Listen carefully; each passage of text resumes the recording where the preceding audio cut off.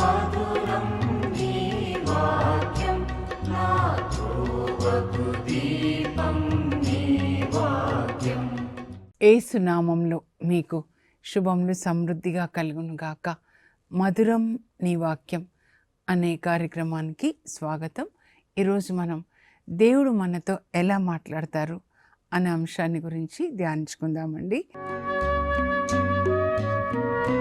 మధురం మధురం నీ వాక్యం నా త్రోవకు దీపం నీ వాక్యం.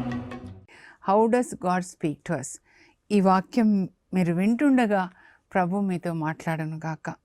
దేవుని చిత్తమైతే ఈరోజు రేపు కలిసి 7 విధాలుగా దేవుడు మనతో మాట్లాడతారు అని మనం తెలుసుకుందామండి. ముందు ఏంటంటే దేవుడు మనతో పరిశుద్ధ గ్రంథం ద్వారా వ్రాయబడినటువంటి లేఖనముల ద్వారా మాట్లాడతారండి. కనుకనే మనము ఎక్కువసేపు వాక్యాన్ని చదవాలి, తర్వాత దాన్ని ధ్యానించాలి, తర్వాత ఆ వాక్యాన్ని మనం పాటించాలి అన్నమాట. నాకు చాలా ఇష్టమైన మాటలు ఏంటంటే యేసు ప్రభు మాట్లాడిన మాటలండి. యోహాను సువార్త 10వ అధ్యాయంలో 27 నుంచి 30 వరకు అన్నమాట. నా గొర్రెలు నా స్వరమును వినును, నేను వానిని ఎరుగుదును, అవి నన్ను వెంబడించును, నేను వానికి నిత్య జీవాన్ని ఇచ్చెదను, ఎవరు కూడా వానిని నా చేతుల నుండి అపహరింపలేరు, వానిని నాకిచ్చిన నా తండ్రి నాకంటే గొప్పవాడు, వానిని నా తండ్రి చేతిలో నుంచి కూడా ఎవరు అపహరించలేరు, నేను నా తండ్రి ఏకమై ఉన్నాము. సో ఇలా నేను మాట్లాడుకుంటూ నా గొర్రెలు నా స్వరాన్ని వింటాయి అని చెప్పారు కదా, నాతో మాట్లాడండి ప్రభువా అని ప్రభుని అడుగుతూ ఉంటాను అన్నమాట. నేనే మార్గం సత్యం జీవము, నా ద్వారా తప్ప ఎవరు తండ్రి యొద్దకు రాలేరు, నేను జీవించుచున్నాను కనుక మీరును జీవించెదరు, నన్ను విశ్వసించువాడు నేను చేయి క్రియలు నాకంటే గొప్ప క్రియలు చేస్తారు. మొదటి విధానం ఏంటంటే దేవుడు మనతో వ్రాయబడినటువంటి లేఖనముల ద్వారా మాట్లాడతారండి.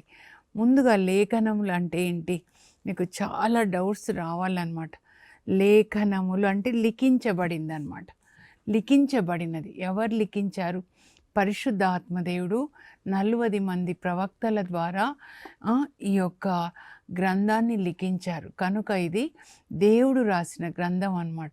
ఎందుకు అనంటే మనము దేవుడు రాసిన ఈ గ్రంథం ప్రకారము పరలోకానికి చేరుకుంటాం. ఇక్కడ కూడా దేవుడు మనతో నివసిస్తారన్నమాట. ఎల్లప్పుడూ మనం ఆయనతో ఉండాలి. పసిపిల్లలు తల్లి ఒడిలో అతుక్కొని ఉండి తల్లి పాలు ఎలా తాగుతారో అలా మనం కూడా మన తల్లి పరిశుద్ధాత్మ దేవుణ్ణి తల్లి ప్రేమతో పోలుస్తారు. యెషయా 66:12లో పసిపిల్లలు తల్లి పాలు తాగితే ఎంత బలం కదా, అలాగే మనం కూడా ఈ పరిశుద్ధ గ్రంథం నుంచే తాగాలన్నమాట. అందుకే 1 పేతురు 2లో కూడా పేతురు చెప్తారు, నూతనముగా జన్మించిన శిశువు తల్లి పాల కొరకు ఎంత దాహంగా ఉంటుందో మీరు కూడా దేవుని యొక్క వాక్యం కొరకు అంత దాహంగా ఉండండి. దేవుని వాక్యం ద్వారా మీరు నూతనంగా జన్మించాలి. బార్న్ అగైన్ ఎక్స్పీరియన్స్, నీళ్ళలో మునగడం అంటే ఈ వాక్యంలో మునగడం అన్నమాట. వాక్యాన్ని మనం పాటించడం. సో రిటర్న్ వర్డ్ అన్నమాట. ఈ రిటర్న్ వర్డ్ని ఏమంటారంటే లోగోస్ అంటారండి. LOGOS అన్నమాట.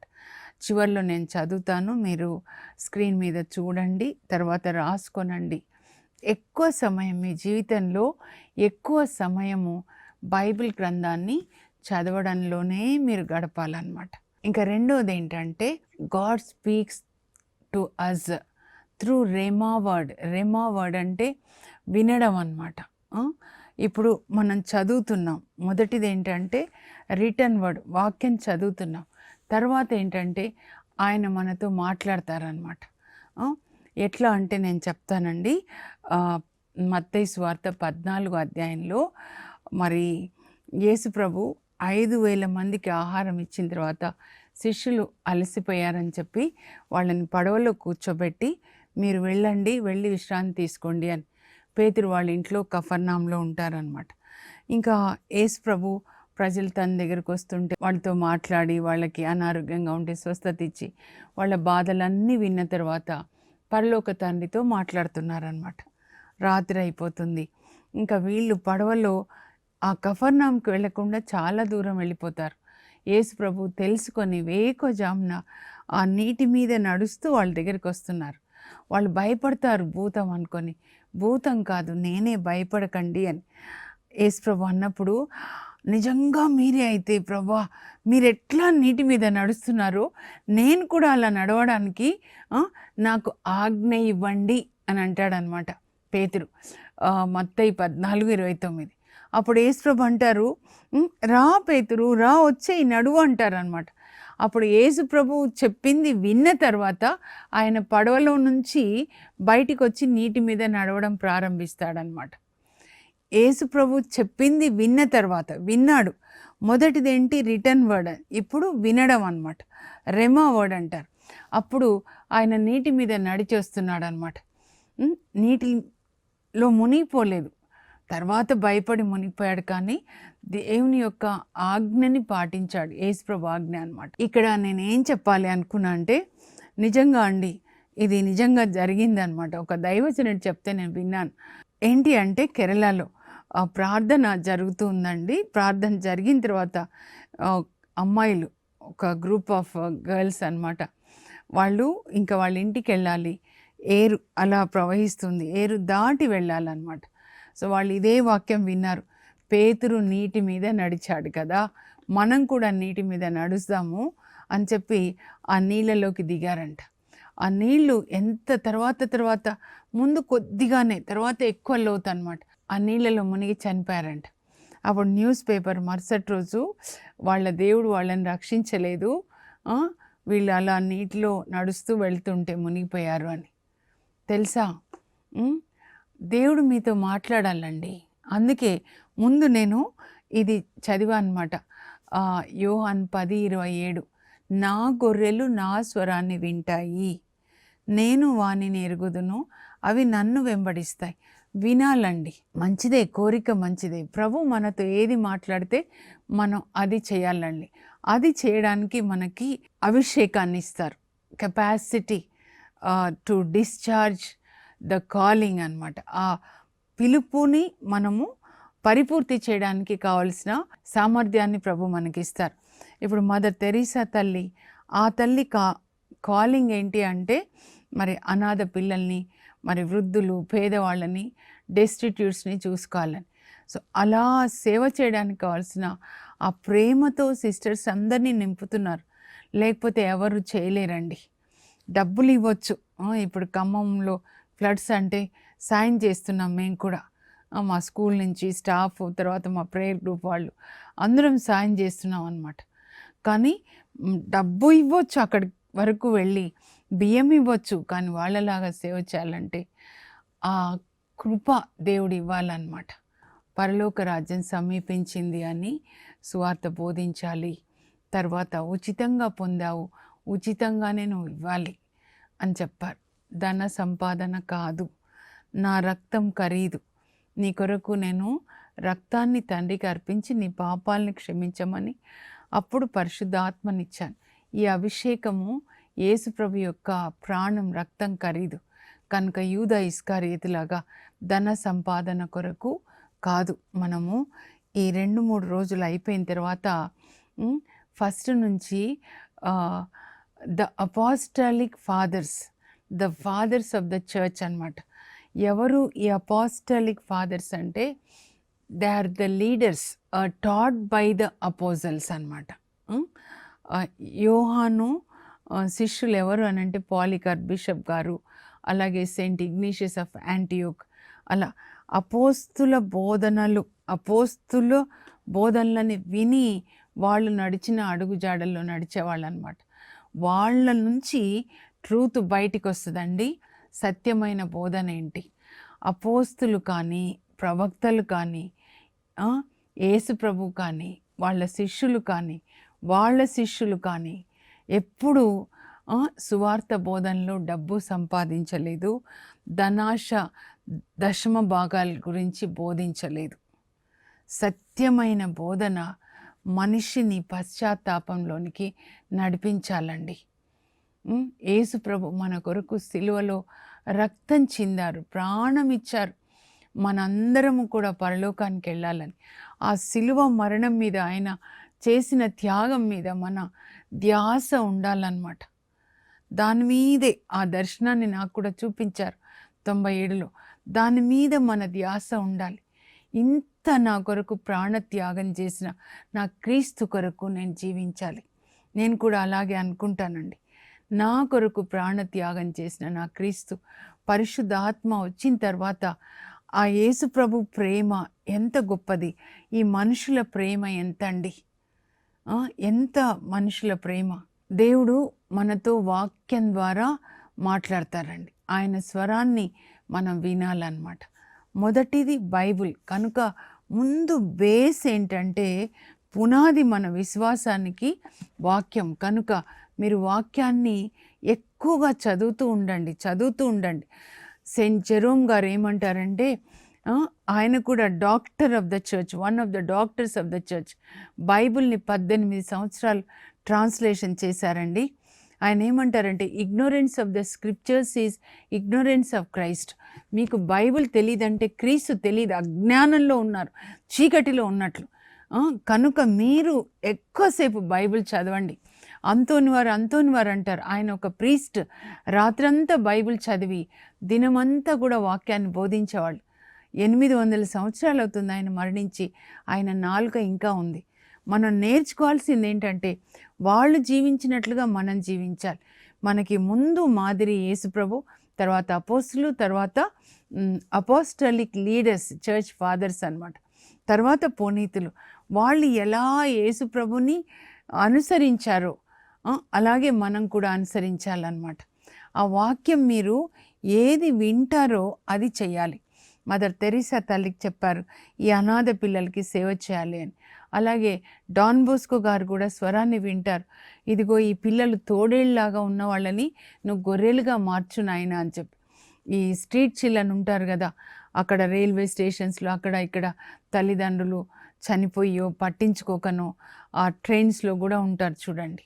ఆ పిల్లలు తోడేళ్ళలాగా తయారవుతున్నారు. వాళ్ళని గొర్రె పిల్లలుగా ప్రేమగా మార్చేయాలి. దేవుడు ఆ పిలుపు ఇచ్చారు కాబట్టి అది చేయగలుగుతున్నారు అన్నమాట. లేకపోతే వాళ్ళు చేస్తున్న సేవ ఎలా చేశారు అనిపిస్తుంది కొన్నిసార్లు. అలాగే సెయింట్ ఫ్రాన్సిస్ ఆఫ్ అసిసి గారితో ప్రభు మాట్లాడతారండి. రిపేర్ మై చర్చ్, నా సంఘాన్ని బాగు చేయనా, నైతికంగా పడిపోయిన నా సంఘాన్ని బాగు చేయని. అలా ఒక్కొక్కరితో దేవుడు మాట్లాడతారండి. ముందు మీరు బైబిల్ గ్రంథాన్ని చదువుకోవాలి. ఆ తర్వాత బైబిల్ గ్రంథం చదువుతున్నప్పుడు లేదా ఈ విధంగా వాక్యం వింటున్నప్పుడు కూడా ప్రభు మనతో మాట్లాడతారు. ఒక ప్రత్యేకమైన వాక్యం చదువుతున్నప్పుడు మన హృదయాలు మండుతాయన్నమాట. ఎమ్మావు మార్గంలో యేసు ప్రభు ఆ 2 శిష్యులకి లేఖనాల్ని వివరిస్తున్నప్పుడు మన హృదయాలు మండలేదా? లేఖనములు ఆయన మనకి వివరిస్తుంటే మన హృదయాలు మండలేదా? ఒక ప్రత్యేకమైన వాక్యము మీరు వింటున్నప్పుడు లోపల అంతరాత్మ చెప్తారు, ఇది మీ కొరకే అని. తర్వాత 3వ విధానం ఏంటంటే, దేవుడు తల్లిదండ్రుల ద్వారా, దైవజనుల ద్వారా మనతో మాట్లాడతారండి. చాలా ముఖ్యమైనది. ఎందుకంటే 30 సంవత్సరాలు యేసుప్రభు కూడా తన తల్లిదండ్రులకి, ఈ లోకపు తల్లిదండ్రులకు ఆయన విధేయత కలిగి జీవించాడని లూకా 2:51-52 రాయబడి ఉందండి. ఇప్పుడు నన్ను బాధిస్తున్న విషయం ఏంటంటే, కొంతమంది వివాహాలు చేసుకున్న తర్వాత ఏం చెప్తున్నారంటే, బైబిల్లో రాయబడి ఉంది కదా, అలాగే బోధిస్తున్నారండి కొన్ని సంఘాలు నేను వింటున్నాను. పెళ్ళి కాగానే తల్లిదండ్రుల్ని విడనాడి భార్యని హత్తుకొని ఉంటాడని రాయబడి ఉంది కదా ఆంటీ, మరి మా ఆయన ఎందుకు ఇంకా వాళ్ళ అమ్మ నాన్నతో ఇంకా ఉంటాడు, వాళ్ళ అమ్మ నాన్న మాట వింటాడు అని అంటే, నేనేం చెప్తా అంటే ఎఫెసీ 5 నుంచి చెప్తున్నారండి, 33లో నుంచి తీసుకొని చెప్తున్నారనమాట. నేను అన్నాను 5 అక్కడే ఆగిపోద్దమ్మా, 6 కంటిన్యూషన్కి వచ్చాలి. అదంతా బైబిల్ చదివినప్పుడు ఒక అధ్యాయంలాగా కాకుండా ఒక సంఘటన అంతా, ఒక మెసేజ్ అన్నమాట. పౌలు ఎఫెసీ 5 అధ్యాయం అంతా కుటుంబాలకే చెప్తున్నాడు. 18వ వచనం నుంచి ఇంకా ముఖ్యంగా అన్నమాట. 17 కూడా తీసుకుంటే, మీరు మూర్ఖులుగా ఉండకుండా ఏం చేయాలి మీరు అనేది దేవుని చిత్తం తెలుసుకొని చేయండి. మద్యపానంతో మత్తిల్లకండి, అది మిమ్మల్ని నాశనం చేస్తుంది. దానికి బదులుగా పరిశుద్ధాత్మని పొందండి అని అప్పుడు భార్య భర్తల గురించి చెప్తాడనమాట. వివాహానికి ముందు ఒక పెళ్లి కార్డు వస్తే నేను అదే అనుకుంటాను. కూర్చోబెట్టి వాళ్ళకి బైబిల్లో ఏమని రాయబడి ఉంది, కుటుంబం అంటే ఏంటి, ఒక ఆదాముకు ఒకే అవ్వ, ఆది గ్రంథంలో దేవుడు ఎలా వివాహాన్ని చేశారు, వివాహ పడక పరిశుద్ధంగా ఉండాలి, వివాహము అన్నింటిలో ఘనమైనది అని చెప్తారు.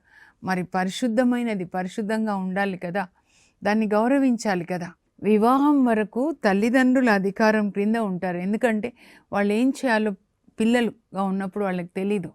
వివాహం అయిన తర్వాత దేవాలయంలో అమ్మాయి అబ్బాయి దేవుని అధికారం క్రిందికి వస్తారు. నేను ద్రాక్షవల్లి, మీరు రెమ్మలు. అంటే దేవుని వాక్యానికి అంటూ కట్టుకొని ఉండాలన్నమాట. ఆ వాక్యం మీద మన కుటుంబాన్ని మనం కట్టుకోవాలి.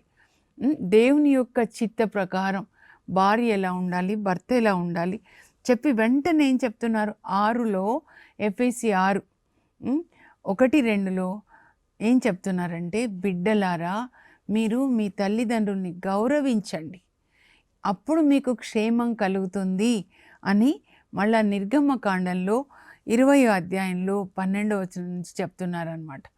తల్లిదండ్రుల్ని గౌరవించండి, వాళ్ళ పెద్దరికాన్ని గౌరవించండి.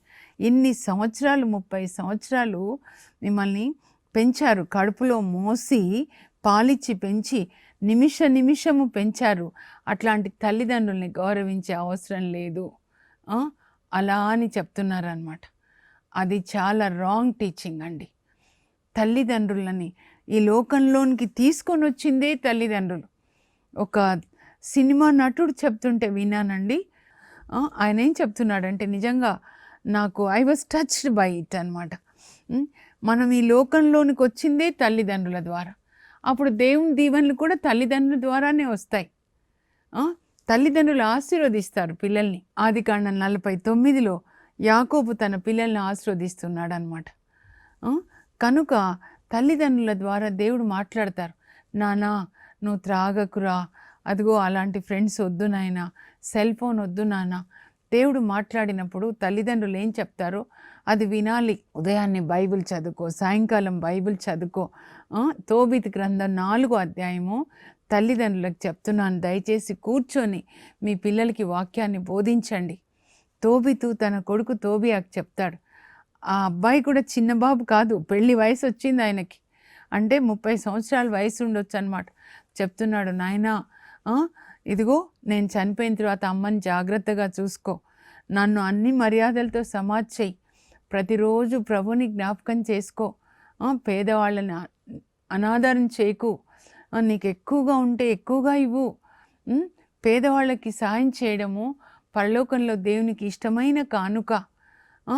వేషలకి దూరంగా ఉండు నాయనా, మన జాతి పిల్లనే ఒక పిల్లను పెళ్లి చేసుకో. ఏమనుకుంటాడంటే తోబితు కొడుకు మళ్ళీ వచ్చేసరికి ఆయన ఉంటాడో లేదో అనుకుంటాడనమాట. ఎందుకంటే ఆయన వయసు కూడా అప్పుడు 60 ఉంటుంది.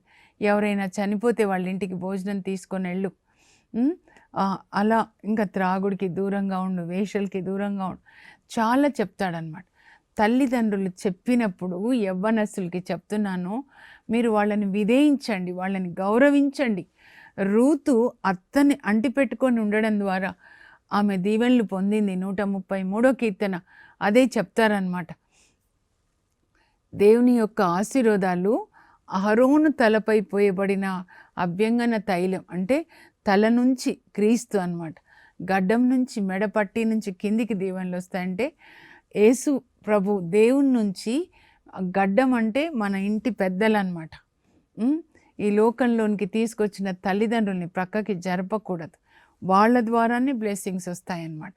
తల్లిదండ్రుల ద్వారా మాట్లాడతారు, ఇంకా దైవజనుల ద్వారా దేవుడు మాట్లాడతారండి. ఇప్పుడు నేను మీతో మాట్లాడుతున్నాను, అప్పుడు అందులో ఏదైనా వాక్యం మీకు తప్పకుండా ఉంటుంది అన్నమాట. ముఖ్యంగా మీరు యవ్వనస్తులైతే గర్వం మీకు వద్దని చెప్తున్నాను. తల్లిదండ్రుల్ని ధిక్కరించకండి. ఈ rebellious nature is not from God, it's from the devil, Lucifer. దేవునికి ఎదురు తిరిగి ఒక దూత సైతాన్ అయిపోయాడు. ప్రకటన గ్రంథం 12:7, యెషయా గ్రంథం 14:12 నుంచి మీరు చదవండి. ఆ గర్వం అనేది వద్దు. గర్వము పతనానికి ముందు నడుస్తుంది. ఇంత శరీరం మీకు ఉంది అంటే ఎవరు మిమ్మల్ని కడుపులో మోసి పాలిచ్చి పెంచింది? ఎవరు అలాంటి సువార్త బోధించేది? తల్లిదండ్రుల నుంచి వేరైపోయి భార్యని హత్తుకొని ఉండాలా? తల్లిదండ్రుల బాధ్యత లేదా మీకు? తల్లిదండ్రుల్ని గౌరవించండి, మీకు క్షేమం కలుగుతుంది. ఇంకా రేపటి దినాన దేవుడు ఎలా మాట్లాడతారో దైవజనుల ద్వారా, ఆ తర్వాత కళల ద్వారా, దర్శనాల ద్వారా మనం తెలుసుకుందాము. ముగించే ముందు ముఖ్యాంశాలు చదువుతాను, స్క్రీన్ మీద చూసి రాసుకొనండి. దేవుడు మనతో ఏ విధంగా మాట్లాడతారు? How does God speak to us? 7 విధాలుగా చూద్దాము. నా గొర్రెలు నా స్వరమును వినును, నేను వానిని ఎరుగుదును, అవి నన్ను వెంబడించును, నేను వానికి నిత్య జీవమును ప్రసాదింతును, కనుక అవి ఎప్పటికీ నాశనం చెందవు, వానిని ఎవడునూ నా యొద్ద నుండి అపహరింపలేడు. వానిని నాకిచ్చిన నా తండ్రి అందరికంటే గొప్పవాడు, కనుక వానిని నా తండ్రి యొద్ద నుండి ఎవడునూ అపహరింపలేడు. నేనును నా తండ్రియు ఏకమై ఉన్నాం. వ్రాయబడిన బైబిల్ గ్రంథంలోని వాక్యం ద్వారా ప్రభు మనతో మాట్లాడతారు. God speaks through the written word called logos. God speaks through the spoken word called rhema. పలుకబడిన వాక్యం ద్వారా దేవుడు మనతో మాట్లాడతారు. యేసు పేతురుతో God speaks to our inner man. దేవుడు మన అంతరాత్మతో మాట్లాడతారు. God speaks through our parents and his servants. దేవుడు తల్లిదండ్రుల ద్వారా, దైవజనుల ద్వారా మనతో మాట్లాడతారు. తోబితు గ్రంథం, అలాగే నాతాన్ ప్రవక్త దావీదుతో. ఇప్పుడు ప్రార్థన చేసుకుందాం. పరలోకపు మా తండ్రి, మీ పరిశుద్ధ నామమునకు స్తోత్రం కలుగును గాక. ప్రభువా, మీరు వాక్యం ద్వారా మాట్లాడతారు, అలాగే తల్లిదండ్రుల ద్వారా మాట్లాడతారు నాయన, అంతరంగంలో మాట్లాడతారు. మీరు వాక్యం ద్వారా మాట్లాడిన ప్రభు, అంతరంగంలో మాట్లాడిన, తల్లిదండ్రుల ద్వారా మాట్లాడిన, దైవజనుల ద్వారా మాట్లాడినా కూడా తండ్రి, మా జీవితాలని మేము సరిచేసుకునే కృపని దయచేయండి. విధేయాత్మక హృదయాన్ని, వినయాన్ని మాకు దయచేయండి. యేసు నామంలో అడుగుచున్నాం తండ్రి, ఆమేన్. దేవుడు మీతో వాక్యం ద్వారా మాట్లాడినప్పుడు, దైవజనుల ద్వారా, తల్లిదండ్రుల ద్వారా మాట్లాడినప్పుడు, అంతరంగంలో పరిశుద్ధాత్మ మాట్లాడినప్పుడు ఆ స్వరాన్ని మీరు విని విధేయించండి, మీకు ఆశీర్వాదాలు వస్తాయి. మనం దేవుని దీవెనలు పొందడానికి ఒకే ఒక మార్గం, యేసుప్రభు నేనే మార్గం అని చెప్పారు. ఆయన వాక్యానికి విధేయత చూపించడం. God bless you. Have a blessed day.